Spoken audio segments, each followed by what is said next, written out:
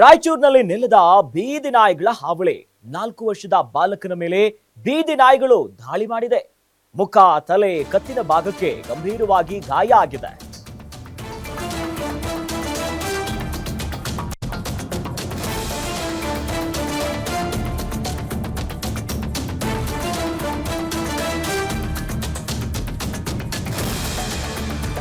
ರಾಯಚೂರಿನ ಅಂದ್ರೂನ ಕಿಲ್ಲಾ ವಾರ್ಡ್ನಲ್ಲಿ ಘಟನೆ ಆಗಿರುವುದು.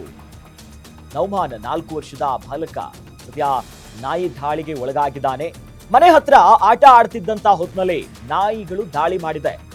ಗಾಯಾಳು ಬಾಲಕನಿಗೆ ರಿಮ್ಸ್ ಆಸ್ಪತ್ರೆಯಲ್ಲಿ ಚಿಕಿತ್ಸೆಯನ್ನ ನೀಡಲಾಗ್ತಿದೆ. ಹಿಂದೆಯೂ ಕೂಡ ರಾಯಚೂರಿನಲ್ಲಿ ಇದೇ ರೀತಿಯಾದಂತಹ ಪ್ರಕರಣಗಳು ದಾಖಲಾಗಿತ್ತು. ಪಾಪ ಪುಟ್ಟ ಹುಡುಗ, 4 ವರ್ಷದ ಹುಡುಗ ಮನೆಯ ಮುಂದೆ ಆಟ ಆಡ್ತಿದ್ದಂತ ಹೊತ್ತಿನಲ್ಲಿ ಈ ಬಾಲಕನ ಮೇಲೆ ನಾಯಿಗಳು ದಾಳಿ ಮಾಡಿದೆ, ಬೀದಿ ನಾಯಿಗಳು. ಆ ಸಂದರ್ಭದಲ್ಲಿ ಬಾಲಕನ ಮುಖ, ತಲೆ, ಕತ್ತಿನ ಭಾಗಕ್ಕೆ ಎಲ್ಲ ಗಾಯ ಆಗಿದೆ. ರಾಯಚೂರಿನ ಅಂದ್ರೂನ ಕಿಲ್ಲಾ ವಾರ್ಡ್ನಲ್ಲಿ ಆಗಿರುವಂತಹ ಘಟನೆ ಇದು. ಸದ್ಯ ಬಾಲಕನಿಗೆ ಆಸ್ಪತ್ರೆಯಲ್ಲಿ ಚಿಕಿತ್ಸೆ ಕೊಡಲಾಗ್ತಿದೆ.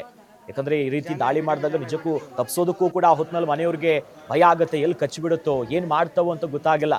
ಪುಟ್ಟ 4 ವರ್ಷದ ಹುಡುಗ ಹೇಗೆ ತಪ್ಪಿಸ್ಕೊಳ್ಬೇಕು? ಒಟ್ಟಿನಲ್ಲಿ ಅಧಿಕಾರಿಗಳು ಇದಕ್ಕೆ ಬ್ರೇಕ್ ಹಾಕಿ ಏನೇನು ಮಾಡಬೇಕು, ಮುಂಜಾಗ್ರತಾ ಕ್ರಮವನ್ನ ತೆಗೆದುಕೊಳ್ತಾರಾ ಇಲ್ವಾ ಅನ್ನೋದನ್ನ ನೋಡಬೇಕು.